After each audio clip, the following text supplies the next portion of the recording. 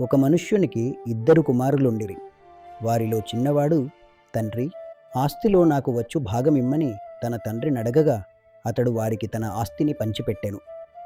కొన్ని దినములైన తరువాత ఆ చిన్న కుమారుడు సమస్తమును కూర్చుకొని దూరదేశమునకు ప్రయాణమైపోయి అచ్చట తన ఆస్తిని దుర్వ్యాపారము వలన పాడు చేసెను.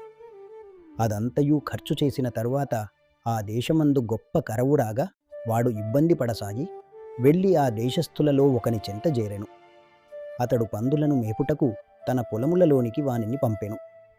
అయితే బుద్ధి వచ్చినప్పుడు వాడు, నా తండ్రి యొద్ద ఎంతోమంది కూలివాండ్రకు అన్నము సమృద్ధిగా ఉన్నది, నేనైతే ఇక్కడ ఆకలికి చచ్చిపోవుచున్నాను.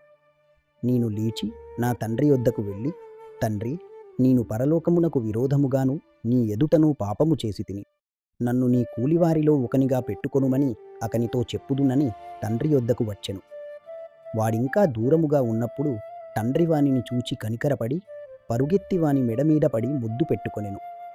ఈ నా కుమారుడు చనిపోయి మరల బ్రతికెను, తప్పిపోయి దొరకెనని వారు సంతోషపడిరి.